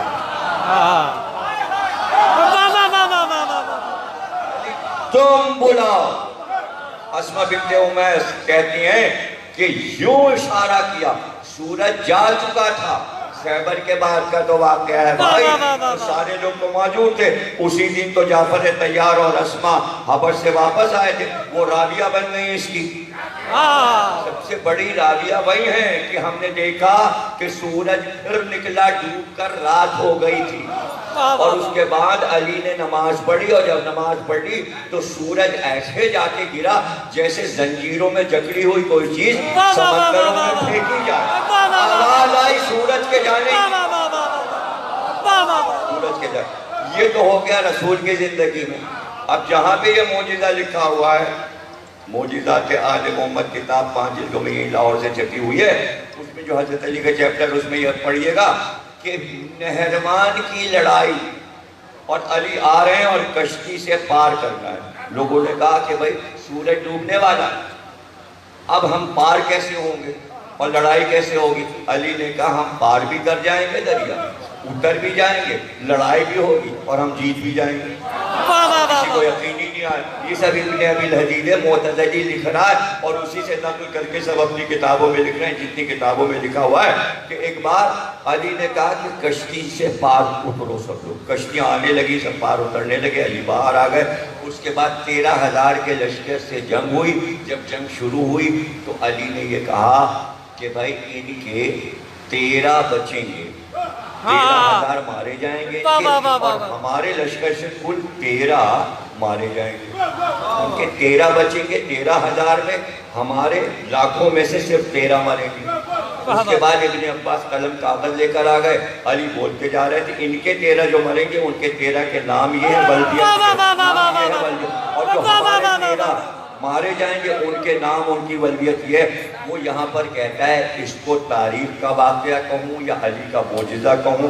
اس کو کہوں کیا کہ سب نے، پورے لشکر نے یہ واقعہ دیکھا کہ سورج جو تھا وہ آ گیا، رکا ہوا. لڑائی بھی ہو گئی، جنگ بھی ہو گئی اور اس کے بعد اب نماز کا وقت آ گیا. اب نماز کا وقت آیا، علی آگے بڑھے. اب سورج تو نکلا ہوا ہے، اب ڈوبا اور اب ڈوبا، اب ڈوبا اور اب، یہاں تک کہ مسجد براسا آ گئی جس پہ ہم زیارت کرتے ہیں، جہاں حضرت عیسیٰ کو لے کر مریم آئی تھی بغداد میں جان کر. اس کے سامنے سے علی گزر رہا ہے پورا لشکر. اب ایک شخص کہتا ہے یا علی نماز کا وقت ہو گیا،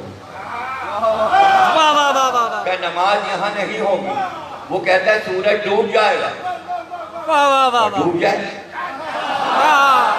یہاں نماز نہیں ہوگی. اب اس کو کیا کہتا ہے؟ وہ کہتا ہے عجیب ہے یہ علی، نہ خود نماز پڑھ رہا ہے نہ ہم کو پڑھنے دے رہا ہے.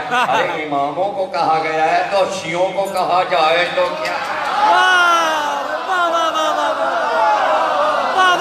مقابلہ کیا گیا ہے. ابھی تو سب کتاب میں پڑھ لیجئے نا، جہاں سے پڑھ رہا ہوں وہیں سب کچھ لکھا ہوا ہے. علی نے کہا میں یہاں نہیں پڑھوں گا، تجھے پڑھنا ہے تو پڑھ لے، اگر تجھے پڑھنا ہے تو پڑھ لے. جب نکل گئے علی، آگے بڑھ گئے تو کہا یہ زمین جو ہے اس پر ایک قوم پر عذاب ہوا تھا. نبی اور وسیع کو اللہ کا یہ حکم ہے جہاں اللہ کا عذاب آیا ہو وہاں نماز نہ پڑھے. آج رحمت ہے، جو عذاب کی جگہ ہے وہاں نماز پڑھے گا تو وہ سارے لوگ بخش دیے جائیں گے جو گناہگار تھے. رحمت کی چھاؤں آ جائے گی، اس زمین پہ رحمت کی چھاؤں آ جائے گی. آپ کو نہیں پتا، میں جلدی جلدی بیان کر رہا ہوں اس لیے کہ چیزیں بہت ساری ہوتی ہیں. ایک جگہ عرفات سے جب مینا جا رہے ہوتے ہیں حج کر کے تو ایک جگہ سے دوڑنا پڑتا ہے. جنہوں نے حج کیا ہوگا انہیں اگر یاد ہے تو یاد ہے، ورنہ میں انہیں بتا دوں جو حج کریں گے وہاں پہ دوڑنا پڑتا ہے. جی بھاگ کے نکلو. وہاں حکم یہ کہ اس بیچ میں ایک جگہ پر عذاب آیا تھا ایک قوم، تو وہاں ٹھہرنے کا حکم نہیں ہے کہ تیز نکل جاؤ.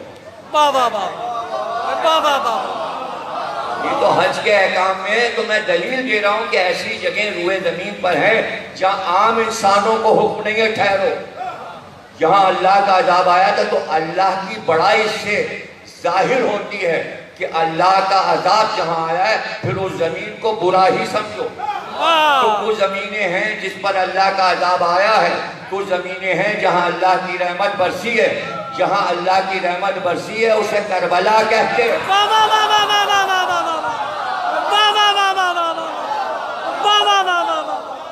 اب جناب علی جیسے ہی آگے بڑھے تو سورج ڈوب چکا تھا نہروان میں. علی نے سورج سے کچھ باتیں کی. اب وہ جملے لکھے ہیں عبرانی زبان میں جو آپ نے پکارا سورج کو، کہا چل نکل پلٹ. بتانا یہ تھا کہ نبی اور امام کے احکامات کو آفتاب مانتا ہے. سے اللہ توحید کی دلیل قائم کرتا ہے. سورج پلٹا، علی نے نماز پڑھائی. واہ واہ واہ واہ. اب اگر آپ یہ کہیں کہ بھائی یہ ساری دلیل، کوئی دلیل کی ضرورت نہیں، کسی کتاب میں پڑھنے کی ضرورت نہیں. جب آپ جائیں گے دونوں جگہ مسجدیں بنی ہیں. مسجد رد شمس، تصویریں کھینچا کے لوگ آتے ہیں، مسجد پہ لکھا ہوا یہاں آفتاب پلٹا. مدینے کے پاس بھی ایک جگہ ہے خیبر سے آتے میں جہاں سورج پلٹا تھا، اور آپ کو عراق میں بھی وہ جگہ مل جائے گی جہاں سورج پلٹا، وہاں مسجد بنا دی گئی. واہ واہ واہ. یہ ثبوت ہے آفتاب کے پلٹنے کا. کیا کہا میں نے؟ آفتاب ان کا اطاعت گزار ہے. واہ واہ واہ واہ واہ. مثال میں اگر انہیں مثل آفتاب کہہ دیا جائے تو یہ آفتاب سے افضل ہے، اس لیے کہ ان کی آفتاب پر حکومت ہے. حضرت زینب ابھی 5 برس کی تھی کہ آفتاب نہیں نکلا. سب لوگ رسول اللہ کے پاس آئے کہ اتنی دیر ہو گئی، صبح ہو رہی ہے، آفتاب نہیں نکل رہا. آپ گھر میں گئے اور آپ نے پوچھا جناب سیدہ سے تمہاری بیٹی زینب کہاں؟ کہ وہ بیٹھی ہوئی قرآن کی تلاوت کر. رسول اللہ گئے، دیکھا کہ زینب کی چادر سامنے سے ایسے سرک رہی، آواز. آپ نے جا کر اس چادر کو برابر کیا. جیسی برابر کیا آفتاب نکلا. آپ باہر آئے کہ تم لوگ بہت پریشان تھے کہ سورج نکل نہیں رہا. یہ زینب کے بالوں کا احترام آفتاب نے. اب آپ سوچئے کہ تمام کتابوں میں شیعہ سنی نے لکھا ہے کہ جیسی شہادت حسین ہوئی چاند میں بھی گہن لگ گیا اور سورج میں بھی گہن لگ گیا. سوال یہ شہادت حسین پر چاند اور سورج میں گہن لگنے کا کیا مطلب ہے؟ گہن کیا ہوتا ہے؟ یعنی سیاہ نقاب سی سورج اور چاند پہ پڑ جاتا. تو یہ کیوں؟ اس لیے کہ جیسی شہادت حسین ہوگی زینب کی چادر چھنے گی. سورج نے بھی منہ چھپا لیا، چاند نے بھی، تاکہ زینب کے سر پہ نظر نہ پڑے. میں یہاں تک سورج کو لے کر آ گیا کہ اس سورج نے کتنا احترام، کتنا احترام. اور یہی سورج ہے جس سے دلیل قائم کی گئی کہ شیطان نے اللہ سے کہا کہ بہت صابر ہے حسین تیرا بندہ، لیکن سورج کا رخ پلٹ گیا. یعنی جو سورج کا رخ زمین کی طرف ہے وہ اس کا پچھلا حصہ ہے، اور آگ جس میں ہے وہ اگلا حصہ ہے. اللہ نے کہا یہ لے سورج کو پلٹا. جیسی سورج کو پلٹا تو حسین نے اپنے گریبان کو چاک کیا اور کہا تیرے سورج میں جتنی گرمی ہے سب حسین کے سینے پہ ڈال دو، اور میں تیرے بارگاہ میں امتحان لیتا جاؤں تو امتحان لیتا جاؤں. جو حسین نے کہا کہ امتحان لیتا جا، میں لیتا جاؤں، یہی حضرت زینب نے کہا پروردگار جیسے بھائی نے امتحان دیا ہے تو امتحان لیتا جا، زینب امتحان لیتی ہے. اور دنیا میں یہ قول کسی کا نہیں ہے. زینب نے فرمایا میں اتنا صبر کروں گی، اتنا صبر کروں گی، اتنا صبر کروں کہ صبر سے عاجز آ جائے گا. کائنات میں حضرت زینب سے بڑھ کر صبر کسی نے نہیں. جو صبر حضرت زینب نے کیا اور جس صبر کا مظاہرہ کیا کہ آپ کا نام ہی صابرہ بی بی ہو، اور سب سے بڑھ کر ام المصائب، ام المصائب. امام حسین علیہ السلام، جیسا کہ میں نے 2 دن سے عرض کر رہا تھا کہ حضرت زینب کا اتنا احترام فرماتے کہ آپ کو ثانی زینب، بہن میں تمہیں ماں کی جگہ سمجھتا. اب آپ دیکھیے کہ حضرت زینب امام حسین کے ساتھ کہاں کہاں پر، یعنی لاشیں حسین کو لانا ہے اور خیمے میں صف عزا زینب کو بچھانا. رخصت شہید ہو رہا ہے، حسین گھوڑے پہ بیٹھائیں گے لیکن زینب رخصت کریں گے. اب یہاں پر آپ اگر غور کریں کہ حضرت زینب کی زندگی کا جو سب سے بڑا کارنامہ یہ کہ شاید قدرت کو یہ منظور تھا کہ حسین کے گھر کا ہر معصوم بچہ حضرت زینب کی گود میں پلا ہوا. اور محمد تو اپنے بیٹے تھے حضرت زینب، لیکن امام حسن کی اولاد کو بھی حضرت زینب نے گود میں کھلایا۔ امام حسین کے ہر بیٹے کو حضرت زینب نے اپنی گود میں پالا، جیسے سید سجاد کو پالا ویسے علی اکبر کو پالا۔ آخر وقت جب علی اصغر کو دیا ہے امام حسین کو، تو حضرت زینب کی گود سے علی اصغر امام حسین کی گود میں، یعنی اس وقت۔ اور بلکہ روایت میں یہ ہے کہ 3 راتیں 7، 8، 9، 10 3 راتیں پوری رات علی اصغر کو گود میں لے کر حضرت زینب ٹہلتی رہی۔ اور روایت شب عاشور کی جناب سکینہ بیان کرتی ہیں کہ جب مجھے بہت پیاس لگی، میں نے اپنی کتاب حضرت زینب نے بھی اس کو درج کیا ہے، جب بہت پیاس لگی تو میں نے یہ سوچا کہ شاید پھوپھی اماں کے خیمے میں تھوڑا پانی ہو، اس لیے کہ بھیا سید سجاد انہی کے خیمے میں اور وہ علیل ہیں، تو ہو سکتا ہے پھوپھی اماں نے تھوڑا سا پانی رکھا ہو، تو میں تھوڑا سا پانی پھوپھی اماں سے مانگوں۔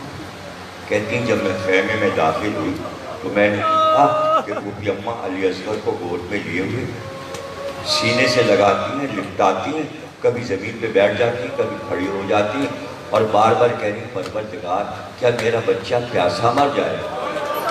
پھر مجھے شرم آئی کہ میں پھوپھی اماں سے کہوں کہ پانی پلا دیجئے۔ اندازہ ہو گیا مجھے کہ خیمے میں پانی نہیں ہے، اس کے معنی علی اصغر کربلا میں حضرت زینب کی گود میں۔ اور حضرت علی اکبر کے لیے تو یہ ہے کہ جب آپ کی آمد دنیا میں ہوئی تو سب سے پہلے امام حسین نے حضرت زینب کو آواز دی اور کہا ہے میری بہن زینب، اور جب تشریف لائیں تو آپ نے کہا میرے لال کو گود میں لوں۔ جیسے حضرت زینب نے علی اکبر کو گود میں لیا، پیار کیا اور کہا کہ یہ تو نانا کی شبیہ ہے، بھیا اگر اجازت ہو تو اس بچے کو میں لے لوں۔ نے لکھا کہ علی اکبر کو اجازت دینا حضرت زینب کے لیے مشکل، حضرت عباس کو اجازت دینا حضرت زینب کے لیے مشکل، اس لیے عباس کو زینب کا پردہ ہے۔ کیسے چاہیں گی زینب کہ عباس چلے جائیں، جہاں بار بار حضرت علی کہتے ہوں کہ زینب تمہارے بازوں میں رسی بندھے گی، تو حضرت زینب یہ کہتی تھی بھیا کسی کا ایک بھائی ہوتا ہے تو کسی کی مجال نہیں کہ اس کے بازوں میں رسی باندھے، میرا تو حسن اور حسین جیسے بھائی ہیں، عباس جیسے 4 بھائی، اور پھر عباس سے بڑھ کے غیرت دار کون ہے، کس کی مجال ہے تو جو زینب کے بازو میں رسی باندھے۔ اور جب عباس چلنے لگے تو جناب زینب نے کہا عباس بیٹھو ذرا ایک بات سن لو، بابا اکثر کہتے تھے زینب تیرے بازو میں رسی بندھے گی، تو میں کہا کرتی تھی عباس جیسا جس کا بھائی ہو، عباس اب تم جا رہے ہو، زینب کو یقین ہو گیا کہ بازو میں رسی بندھے، تو عباس تو زینب کا پردہ ہے، عباس تو زینب کی چادر ہے۔ لیکن اب سوال یہ ہے کہ اجازت کیسے حضرت زینب دے رہی ہیں، تو اس کی وجہ بڑے بڑے علماء اور عرفاء نے لکھی کہ جب کوئی شہید حضرت زینب سے اجازت لینے آتا تھا کہ میدان جنگ کی اجازت دیجیے، تو ایک طرف زینب کے سامنے نانا کا دین اور ایک طرف وہ شہید، تو زینب یہ کر رہی تھی کہ حسین پر قربان کر رہی تھی ہر شہید کو اور حسین کو بچا رہی تھی۔ بھائی بچ جائے علی اکبر چلے جائیں، بھائی بچ جائے، اور جب بھائی نے کہا زینب تم پر آخری سزا، تم پہ آخری سزا، تو اب حضرت زینب کے سامنے کیا ہے، اب ایک طرف نانا کا دین ہے اور بھائی، اور زینب نے فیصلہ کیا کہ نانا کے دین کو بچا لو اور بھیا کو جانے دو۔ اب یہاں پر سوال یہ پیدا ہوتا ہے کہ حسین کے بعد اب زینب کے سامنے نانا کا دین ہے اور سر کی چادر، یہ ہے عورت کے لیے مشکل کام۔ اللہ، تو آپ ظاہر ہے کہ حضرت زینب یہ جان رہی ہے کہ کشتی اسلام بچ رہی ہے، لیکن کشتی اسلام اگر بچ بھی جائے تو دریا پہ کھڑی تو رہے گی کشتی اسلام، لیکن منزل پہ نہیں پہنچ سکتی جب تک بادبان نہ ہو۔ تو اب زینب نے طے کیا کہ منزل پہ پہنچانے کے لیے کشتی اسلام کو بادبان نہیں ہے تو میں اپنے سر کی چادر دے کر دین اسلام کا بادبان بناتی۔ اس طرح منزل پر کشتی اسلام پہنچ گئی، زینب شام پہنچی اور دین بچ گیا۔ زینب کو اطمینان ہے اس لیے کہ زینب کے خطبے نے سارے مسائل ختم کر دیے، جو کچھ کہہ رہے تھے اسلام کے دشمن ساری باتیں زینب نے ختم کر دی، اور اس کے بعد سب کہنے کے بعد توحید سمجھائی، رسالت سمجھائی، امامت سمجھائی، جو ظلم یزید نے کیے تھے وہ بتائے، اور اس کے بعد ایک بات بہت بے کسی سے کہی اور وہ یہ کہا، یزید یہ تو دیکھ عبد المطلب کی بیٹیاں نامحرموں کے مجمع میں کھڑی، اور تیرے گھر کی عورتیں پردے میں بیٹھی، تیرے گھر کی عورتیں پردے میں بیٹھی۔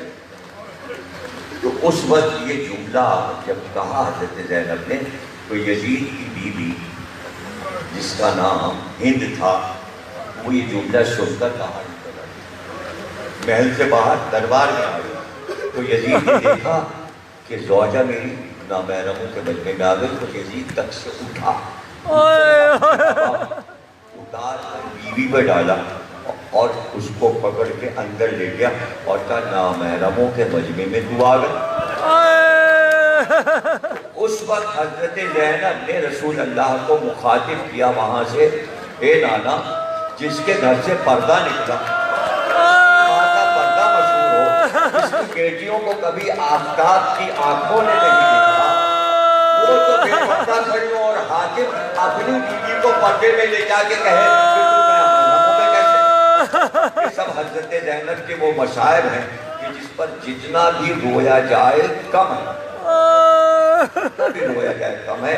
اب اس سے بڑھ کے اور کیا قیامت خیز مشاعر ہو سکتے ہیں کہ زہیر نامی ایک مسخرہ یزید کو خوش کرنے کے لیے آگے بڑھ کر یزید سے کہے یہ بچی جو کھڑی ہے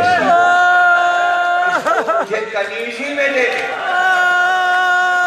اللہ اکبر، قیامت گزر گئی جناب سید سجاد پر جس کے ہاتھ میں گئی حضرت زینب کے، آپ نے فوراً جناب سکینہ کو چھپا اور آگے آگے کہا تیری کیا مجال جو حسین کی بچی کو کنیزی میں مانگے، اور اس کے بعد کہا کہ تو نے جس ہاتھ سے سکینہ کی طرف اشارہ کیا اللہ پانی زدہ کر دے تیرے ہاتھوں کو، بس زینب نے کہا تھا کہ اس کے ہاتھ پانی زدہ ہو کے گر گئے، اور کہ تیری مجال کہ تو سیدانی بی بی کو کنیزی میں مانگے، آج یہ دن آ گیا کہ تو کنیزی میں مانگ رہا ہے۔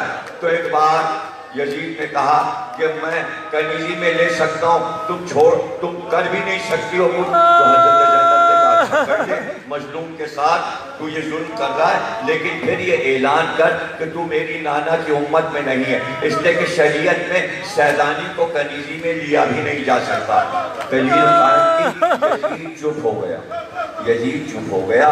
وہ جو مسخرہ تھا زہیر وہ آگے بڑھا تب گفتگو میں سمجھا کہ تم لوگ، کہا تو یہ گیا تھا کہ باقی کے گھر والے آ رہے ہیں، پتہ یہ چلا کہ تم لوگ آل رسول، قسم کھاؤ کہ تم لوگ محمد کی اولاد ہو۔ حضرت زینب نے کہا ابھی تک مجھے پتہ نہیں چلا، مجھے ہماری گفتگو سے نہیں معلوم ہوا کہ میں نبی کی نواسی، محمد کی نواسی ہوں۔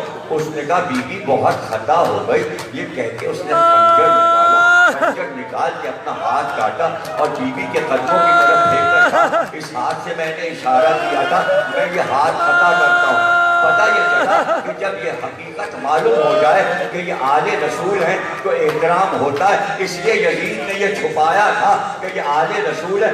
سب سے بڑا ظلم یہ تھا کہ یہ چھپایا گیا کہ یہ آل رسول ہے۔ سب سے بڑا ظلم جو آل محمد پر ہوا کہ یہ بتایا ہی نہیں گیا کہ یہ فاطمہ کی بیٹیاں ہیں، یہ علی کی بیٹیاں ہیں، یہ نبی کی نواسیاں ہیں۔ لیکن کیا اللہ نے چھوڑ دیا ہے کیا علی نے چھوڑ دیا ان کو؟ کیا سیدہ نے چھوڑ دیا ان کو؟ نہیں. جب چلنے لگی حضرت زینب اور 11 محرم کو قافلہ چلا تو دور سے ایک آواز آئی، بیٹی ماں بھی تیرے ساتھ. ابھی تک میں حسین کی لاش کے پاس تھی، لیکن زینب اب میں حسین کی لاش چھوڑ رہی ہوں اور میں تمہارے ساتھ میں تمہارے ساتھ چل رہی ہوں. جب قید خانہ شام میں بیویاں آ گئی اور قیدی ہو گئے تو ایک دن دربان نے زندان خان نے سید سجاد کو بلایا اور کہا کہ اے سید سجاد، تمہیں پتہ ہے کہ حاکم بہت ظالم، تم میں سے ایک بیوی رات کو قید خانے سے باہر آ جاتی ہے اور وہ سامنے درخت ہے اس کے نیچے کھڑے ہو کے روتی ہے، تو بیویوں سے کہو باہر نہ نکلا کرے. سید سجاد نے فرمایا تو کیسی بات کرتا ہے، دروازے میں تالا پڑا ہو، بیوی باہر کیسے جا سکتی ہے؟ کہا کہ اچھا. دربان نے کہا رات کو آدھی رات کو جب وہ بیوی آئے تو میں تمہیں بتا دوں گا کہ دیکھو وہ درخت کے پاس کھڑی ہوئی. یہ بات حضرت زینب سن رہی. کہا دربان جب وہ بیوی آئے تو ہم کو بتانا اور دروازہ کھول دینا، دروازہ کھول دینا، ہم آپ پوچھیں گے کہ تو کون ہے. دربان بھاگا ہوا آیا، کہا سید سجاد اب دیکھو وہ بیوی وہاں درخت کھڑی ہوئی ہو رہی ہے، اس درخت میں میرے لال حسین کا سر لٹکایا گیا، اس درخت میں میرے حسین کا سر لٹکایا گیا تھا. حضرت زینب نے کہا دروازہ کھول، میں خود جاتی ہوں. حضرت زینب گئی، کہا اے بیوی تو کون ہے؟ ہم میں سے تو کوئی باہر آتا نہیں، یہ تو آتا جو حسین حسین کرتی ہے، تو ہے کون؟ کہا زینب تیری ماں قافلے کے ساتھ آئی، کہیں تو میرے بچے کا سر لٹکایا گیا تھا. روز رات کو آ کر میں پکارتی ولد الحسین میرے لال. ہمارے رائے سے عبادت فرما ہمیں کوئی بندہ دینا سوا کر حسین کے بعد ہمیں جو مر گئے ان کو اعلیٰ علم عطا فرما. دعا ہے آپ ان کے لیے دعا کریں. بلاد بچی کی ہونے والی امتحان ان کے صحت کے لیے اور ساتھ خیریت کے لیے ان کے لیے دعا کیجیے کہ وہ ٹھیک رہیں اور ساتھ خیریت کے بچہ بھی ان کا ٹھیک ہو کہ محمد پروردگار امام زمانہ کا ظہور فرماؤ. ماں حسین شہزادہ عباس خان نوحہ کے لیے آئے ہوئے ہیں. میری آپ سے التماس ہے کہ 10-15 منٹ روم ماتم کر کے جایا کریں. یہ 25 تک انشاءاللہ یہ سلسلہ جاری رہے گا. شہزادہ عباس خان.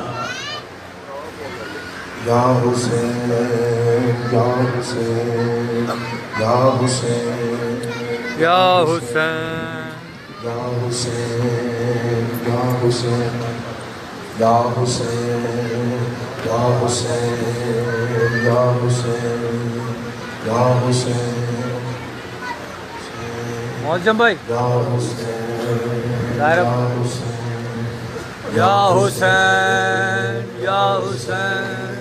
یا حسین یا حسین یا حسین یا حسین یا حسین یا حسین یا حسین آ جائیں یا حسین یا حسین. بس 2 دن آ سکا میں کربلا سے آج ہی آیا ہوں انشاءاللہ. روز یا حسین کی بارگاہ میں ترسا ہوگا اس لیے ماتمی یا حسین سب کو اپنی بارگاہ میں ڈیوٹی قبول کریں. یا حسین یا حسین آ گئی بنت علی پیری داد بھرے بڑے بازاروں میں آ گئی بنت علی تیری داد بندے بڑے بازاروں میں. یاد رکھیں. آ گئی بنتے علی تیری داد بندے پر بازاروں میں. آ گئی بنتے علی تیری داد بندے پر بازاروں میں. آ گئی بنتے علی تیری داد بندے پر بازاروں میں. جس نے سورج نہ کبھی دیکھا تھا, جس نے سورج نہ کبھی دیکھا تھا, رو رہی ہے وہ گناہگاروں میں. آ گئی بنتے علی تیری داد بندے پر بازاروں میں. بسم اللہ. آ گئی بنتے علی تیری داد بندے پر بازاروں میں. جس نے سورج نہ کبھی دیکھا تھا, جس نے سورج نہ کبھی دیکھا تھا, رو رہی ہے وہ گناہگاروں میں. آ گئی بنتے علی تیری داد بندے پر بازاروں میں. آ گئی بنتے علی تیری داد بندے پر بازاروں میں. کون جانے کہ ہے یہ کون رسن پہنے ہوئے, تیری داروں کی ہے سجادے کے پیچھے چھپ کے, سسکیاں ڈوبی ہے اس بھی کی. آئے زنجیروں کی جھنکاروں میں. آ گئی بنتے علی تیری داد بندے پر بازاروں میں. سلامت رہیں. آ گئی بنتے علی تیری داد بندے پر بازاروں میں. آ گئی بنتے علی تیری داد بندے پر بازاروں میں. کہاں زینب اور کہاں شام کے لوگوں کا ہجوم, سر برہنا اونچی آواز میں خطبے پڑھنا, ختم مرسل کا حوالہ دے کر چادر ماں کے نہ بدکاروں میں.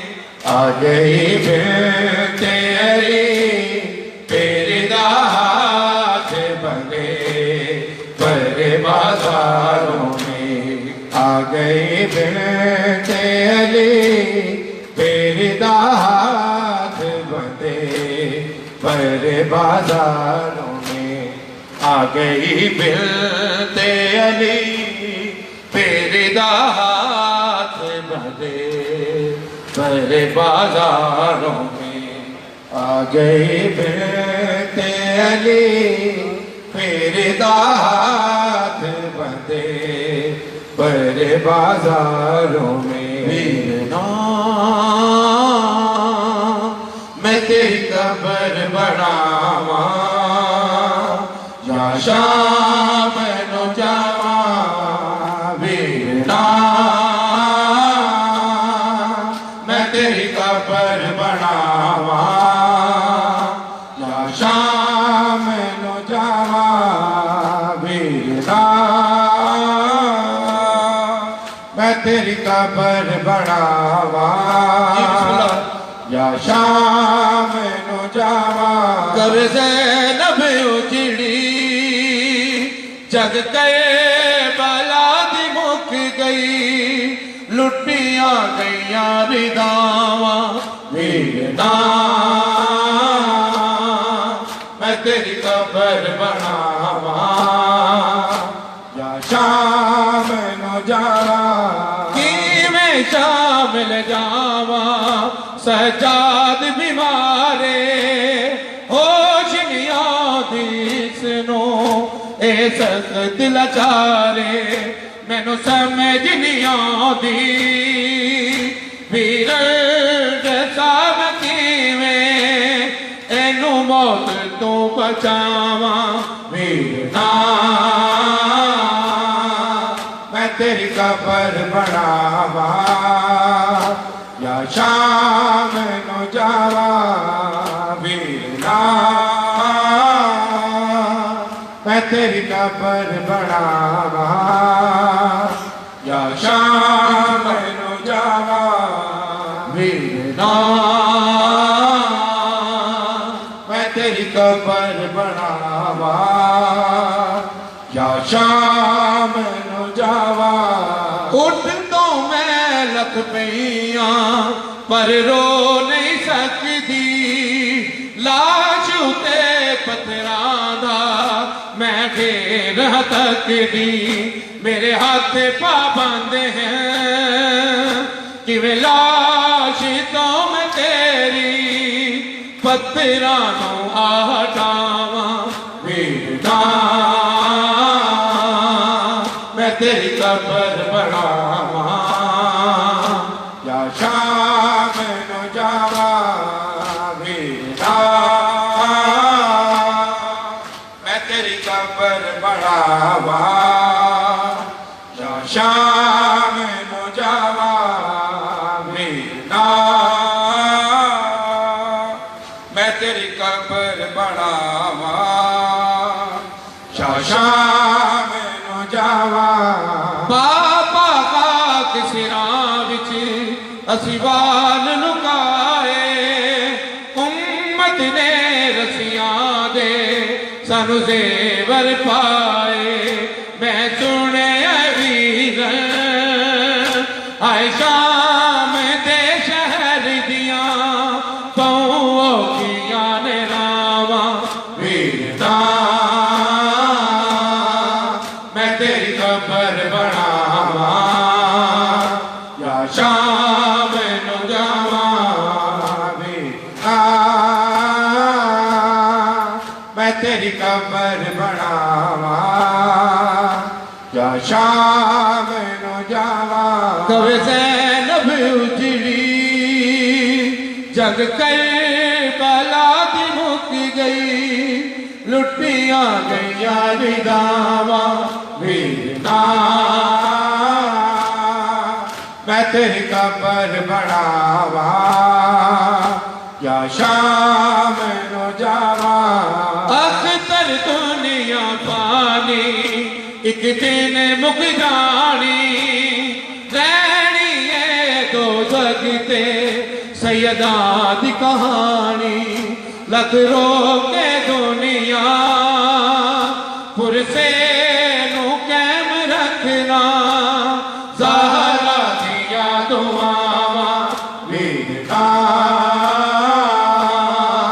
میں تیری قبر بناواں یا شام نو جاواں سلامت رہے میں تیری قبر بناواں یا شام نو جاواں ویرنا میں تیری قبر بناواں یا شام نو جاواں اٹھ تو میں لت پیاں پر رو نہیں سکتی لاش تے پتھراں دا میں ڈھیر تکدی میرے ہاتھ پابند ہیں کہ لاش تو میں تیری پتھراں نو ہٹاواں ویرنا میں تیری قبر بناواں یا شام نو جاواں سلامت رہے میں تیری قبر بناواں یا شام نو جاواں जावां कवे ज़ैनब उजड़ी जंग करबला दी मुक गई लुटियां गईयां रिदावां वीरना